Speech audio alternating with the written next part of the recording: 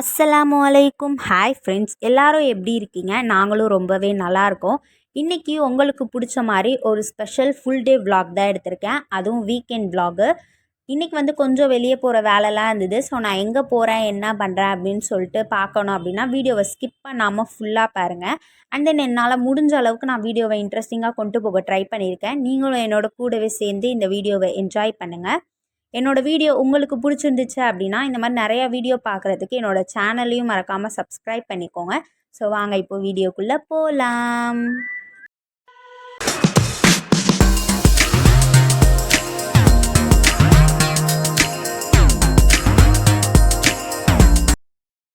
So morning நான் கிச்சனுக்குள்ளே போகும்போது என்னோடய கிச்சனோட நிலமை இப்படி தான் இருந்தது. பார்த்தோன்னே ஒரு நிமிஷம் தலையே சுற்றிடுச்சு. ஸோ ஃபஸ்ட்டு வந்து எல்லாத்தையும் எடுத்து போட்டு கழுவி வச்சிடலாம் அப்படின்னு சொல்லிட்டு தான் பண்ணிகிட்ருக்கேன். ஏன்னா கிச்சன் நீட்டாக இருந்தால் தான் நம்மளோட மைண்டுமே நீட்டாக ஃப்ரெஷ்ஷாக இருக்கும். அப்போ தான் அடுத்தடுத்த வேலை பார்க்க வந்து இன்ட்ரெஸ்ட்டும் இருக்கும், தோணவும் செய்யும். இந்த மாதிரி ஒரு மாதிரி கச்ச கச்சன்னு இருந்துச்சுன்னா சுத்தமாக எதுவுமே செய்ய தோணாது. ஒரு மாதிரி எரிச்சலாக இருக்கும்.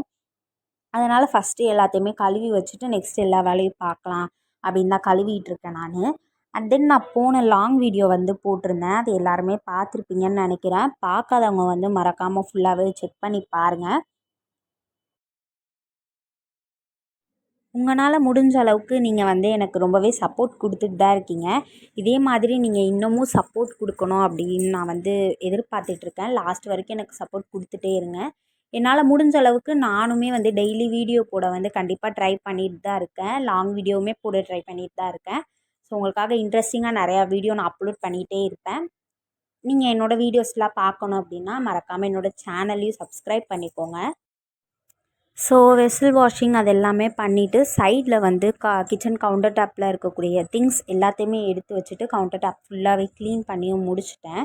அதை வந்து நான் வந்து இந்த வீடியோவில் வந்து ஆட் பண்ணல. ஏன்னா போன லாங் வீடியோலையுமே நான் ஆட் பண்ணிப்பேன். ஸோ ரிப்பீட்டடாக நான் வந்து காட்டினதே காட்டிகிட்டு இருந்தால் உங்களுக்கும் போர் அடிக்கும் இல்லையா? ஸோ அதனால தான் நான் இந்த வீடியோவில் ஆட் பண்ணலை. அண்ட் தென் அன்னைக்கு மார்னிங் வந்து இடியாப்பமும் தேங்காய் பாலும் தான் சாப்பிட்ருந்தேன். அதையுமே நான் இதில் வந்து ஆட் பண்ணலை. ஏன்னா ஃபுல்லாக நான் வெசில் வாஷ் முடிக்கிறதுக்கு பார்த்திங்கன்னா கிட்டத்தட்ட 1/2 hour மேலேயே ஆகிடுச்சு. அதனால் செம்ம டயர்டாக இருந்தனால பசியும் எடுத்துச்சு. ஏன்னா நான் கிச்சனுக்குள்ளே வந்தோடனே ஃபஸ்ட்டு இந்த வேலை தான் பார்த்தேன் இல்லையா? அதனால் போயிட்டு நான் சாப்பிட்டுட்டேன். நான் சாப்பிட்றத வந்து அதனால் வீடியோ எடுக்கலை, சாரி. அதுக்கப்புறம் போன லாங் வீடியோவில் வந்து நான் சின்ன சின்ன மிஸ்டேக் பண்ணியிருக்கேன் அப்படி சொல்லிட்டு அந்த வீடியோலேயே சொல்லியிருப்பேன் இல்லையா? நான் ஷாப்பிங் போகும்போதெல்லாம் கொஞ்சம் கொஞ்சம் மிஸ்டேக் பண்ணியிருப்பேன். அது எல்லாத்தையுமே நான் வந்து இந்த வீடியோவில் வந்து சரி பண்ணியிருக்கேன். கரெக்டாக கொண்டு போயிருக்கேன். வீடியோ எல்லாமே கரெக்டாக எடுத்திருக்கேன். ஸோ இதை வந்து பாருங்கள், ஓகேவா எப்படி இருக்குது அப்படி சொல்லிட்டு. எல்லாத்தையுமே முடிச்சுட்டு அதுக்கப்புறம் வீட்டிலேருந்து காலையிலே கீரை தான் வாங்கிட்டு வந்திருந்தாங்க. ஸோ வீக்கெண்ட் வந்து ஒரு மாதிரி டெம்டிங்காக இருந்தது, நான்வெஜ் சாப்பிட்ணும் அப்படின்னு சொல்லிட்டு. ஸோ கீரையை என்ன பண்ணிட்டேன், அப்படியே தூக்கி ஃப்ரிட்ஜில் வச்சுட்டு மீனும் இறாவும் தான் வாங்கிட்டு வந்திருந்தாங்க அன்னைக்கு மத்தியானத்துக்கு. ஸோ மாமி தான் வந்து ஃபுல்லாகவே க்ளீன் பண்ணி வச்சுட்டாங்க. மீன் இறா எல்லாமே க்ளீன் பண்ணி வச்சுட்டாங்க. அண்ட் தென் மீன் குழம்பு அப்படின்னாலே எங்கள் மாமி தான் வீட்டில் வைப்பாங்க. அவங்க மீன் குழம்பு வச்சா சூப்பராக இருக்கும். கொஞ்சம் கூட மிச்சம் இருக்கவே இருக்காது, எல்லாமே காலியாயிரும். உங்களுக்கு ரெசிபி வேணும் அப்படின்னு சொன்னீங்கன்னா கீழே மறக்காமல் கமெண்ட் பண்ணுங்கள். நான் நெக்ஸ்ட் டைம் பண்ணும்போது உங்களுக்காக கண்டிப்பாக வீடியோ ஷூட் பண்ணி அப்லோட் பண்ணுறேன். ஈஸியாகவும் வச்சிடலாம், சீக்கிரமாக வச்சுருவாங்க. ரொம்பவும் டேஸ்ட்டாக இருக்கும். புளிப்பாக சூப்பராக காரசாரமாக ரொம்ப டேஸ்ட்டாக இருக்கும். உங்களுக்கு வேணும் அப்படின்னா மறக்காமல் கமெண்ட் பண்ணுங்கள். நான் நெக்ஸ்ட் டைம் கண்டிப்பாக வந்து வீடியோ ஷூட் பண்ணி அப்லோட் பண்ணுறேன் உங்களுக்காக. நான் வந்து ஷார்ட்ஸ் வீடியோ கூட போட்டிருந்திருப்பேன், மீன் குழம்பு எறா 65 அப்படின்னு சொல்லிட்டு. இப்போ என்னென்னு தெரில, ரீசெண்ட் டைமில் எங்கள் வீட்டில் மீன் குழம்பு வச்சாலே எறா 65 தான் அதுக்கான காம்போவாக இருக்குது. டேஸ்ட்டுமே ரெண்டுத்துக்கும் நல்லாயிருக்கு. டேஸ்ட்டும் ரொம்ப சூப்பராக இருக்குது 65க்கு. அது வந்து நான் ஷார்ட்ஸில் வந்து சொன்னேன்னா என்னென்னு தெரியல, அதுக்கான மசாலாலாம். பட் நான் இந்த வீடியோவில் வந்து உங்களுக்கு சொல்கிறேன். பட் டீட்டெயில்டெல்லாம் நான் எந்த வீடியோவுமே இதில் எடுக்கலை, சும்மா தான் எடுத்திருந்தேன். பட் உங்களுக்காக அதை வந்து நான் சும்மா வாயிலே வந்து ரேஷியோ மாதிரி சொல்கிறேன். நீங்கள் வந்து ஆட் பண்ணி செஞ்சு பாருங்கள்.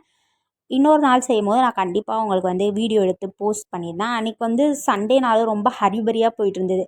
அதனால் எந்த ஒரு ரெசிப்பியுமே நான் வந்து ஷூட் பண்ணலை. உங்களுக்கு வேணும்னா சொல்லுங்கள், நான் வந்து ஷூட் பண்ணி உங்களுக்காக போடுறேன். இது வந்து மத்தியானம் எடுத்த கிளிப்பிங் தான். மதியானம் வந்து மீன் குழம்பு வந்து சூப்பராக வச்சு முடிச்சுட்டாங்க. ஸோ பார்க்கவே வந்து எவ்வளோ கலர்ஃபுல்லாக இருக்குன்னு பாருங்கள். பார்த்தோன்னே சாப்பிடணுன்னு தோணுதில்ல. எனக்குமே அப்படி தான் இருக்குது இப்போ பார்த்தாலும்.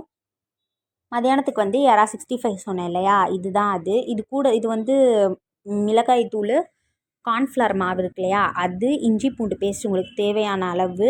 அண்ட் தென் எறால வந்து உப்பு கம்மியாக போட்டுக்கோங்க. ஏன்னா எறால வந்து உப்பு கண்டென்ட் வந்து ஆல்ரெடி இருக்கும். நீங்கள் எக்ஸ்ட்ரா போட்டிங்க அப்படின்னா ஒரு மாதிரி உப்பு கரிக்கிற மாதிரி இருக்கும் இதில். அது போட்டுட்டு அப்புறம் மசாலா உங்களுக்கு வந்து பிரியாமல் இருக்கிறதுக்காக கடலை மாவு கொஞ்சோண்டு ஆட் பண்ணிக்கோங்க. சிக்கன் 65 மசாலா இருக்கு இல்லையா, அதுவுமே கொஞ்சம் ஆட் பண்ணிக்கோங்க. ஆட் பண்ணிவிட்டு எண்ணெயில் போட்டு ஃப்ரை பண்ணி எடுத்திங்கன்னா ரொம்பவே சூப்பராக இருக்கும். ஸோ நான் அதை தான் இப்போ பண்ணிகிட்ருக்கேன்.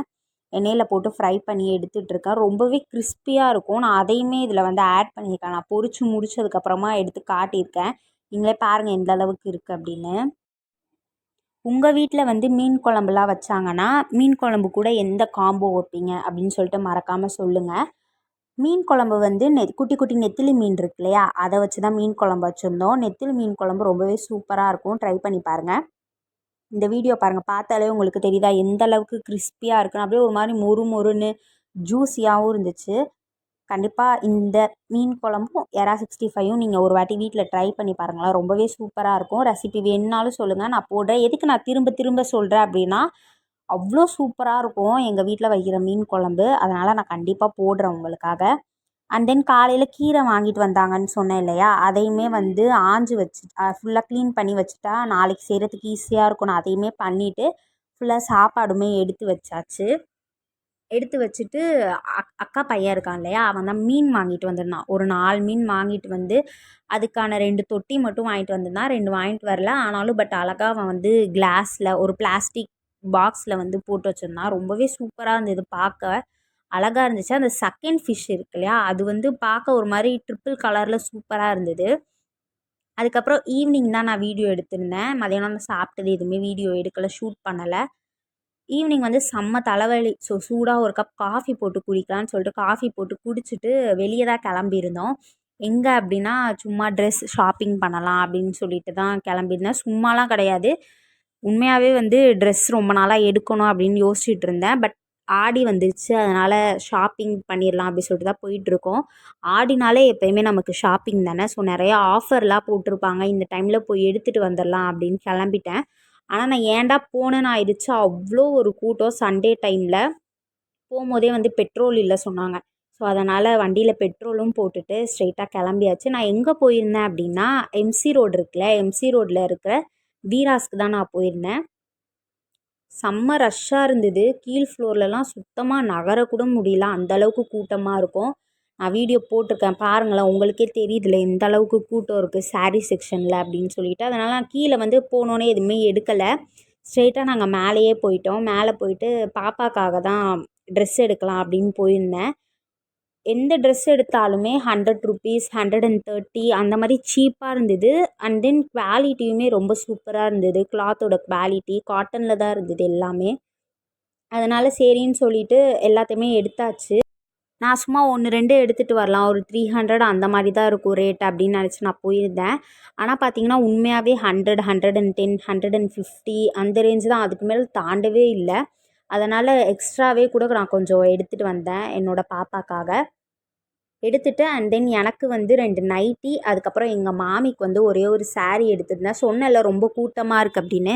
அதனால் கீழே வந்து நான் எந்த ஒரு வீடியோவுமே எடுக்கலை, என்னால் எடுக்க முடியல. ரொம்ப நான் இப்போது வீடியோவில் காட்டினதை விட நான் ரிட்டன் வரும்போது பயங்கர கூட்டமாக இருந்தது.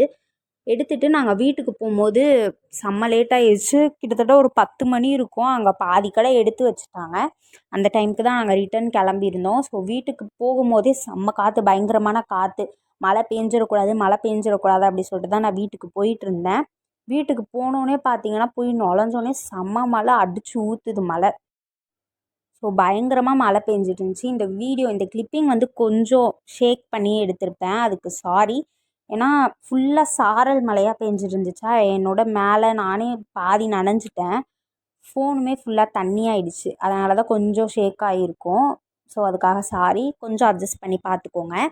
அண்ட் தென் நான் வந்து மிஷினில் துணி போட்டிருந்தேன், அதையே மறந்துட்டு வெளியே போயிட்டேன். வந்து பார்த்தா மழை வேற பெய்யுது. ஸோ பால்கனிலே காய போட்டுடலாம் அப்படின்னு சொல்லிட்டு தான் அங்கேயே ஃபுல்லாக காய போட்டேன். காய போட்டு ஸ்ட்ரெயிட்டாக கிச்சன் போயாச்சு. கிச்சன் போய்ட்டு சிம்பிளாக தேங்காய் சட்னி, தோசை வச்சு சாப்பிட்டுக்கலாம் அப்படின்னு தான் வெளியே வேற போயிட்டு வந்திருக்கோம். அப்படி சொல்லிவிட்டு ஃபஸ்ட்டு தேங்காய் சட்னி தான் நான் அரைச்சிட்ருக்கேன். தேங்காய் சட்னி சைடில் வந்து தக்காளி சட்னிக்கு தேவையான எல்லாமே தாளித்து வச்சுட்டேன். ஆறட்டும், ஆறுனதுக்கப்புறமா அரைச்சிக்கலாம் அப்படி சொல்லிவிட்டு. ஸோ ஃபஸ்ட்டு வந்து தேங்காய் சட்னி அரைச்சேன் இல்லையா, அதையுமே தாளிச்சிட்டேன். ஒரு ஷார்ட்ஸில் வந்து நான் சொல்லியிருப்பேன், தேங்காய் சட்னி கூட வந்து கொஞ்சம் கருவேப்பிலை அண்ட் தென் ஒரு சின்ன துண்டு இஞ்சி, கொஞ்சோண்டு கொத்தமல்லி போட்டு அரைச்சிங்கன்னா அதோட ஃப்ளேவர் வந்து ரொம்ப சூப்பராக இருக்கும். டேஸ்ட்டுமே கொஞ்சம் தூக்கி கொடுக்கும். கண்டிப்பாக வந்து ஒரு வாட்டி தேங்காய் சட்னி செய்யும் போது ட்ரை பண்ணி பாருங்கள். சட்னியுமே தாளிச்சிட்டேன். தாளிச்சிட்டு வரும்போதே மாவு வாங்கிட்டு வந்தாச்சு. ஸோ அந்த மாவையுமே ஃபுல்லாக கரைச்சி வச்சுட்டேன். கரைச்சி வச்சுட்டு இட்லி பொடியுமே வாங்கிட்டு வந்திருந்தேன். ஆச்சி இட்லி பொடி இருக்கு இல்லையா, 2 பேக்கெட்டு, அதுவுமே வரும்போதே வாங்கிட்டு வந்தாச்சு. அண்ட் தென் நான் இன்றைக்கி வெளியே போயிருந்தேன்னு சொன்னேன் இல்லையா, நாங்கள் வந்து கொஞ்சம் உங்களுக்கு டீட்டெயில்டாக வீடியோ எடுத்து போடணும் அப்படின்னு தான் நான் போகும்போது நினச்சிட்டு இருந்தேன்.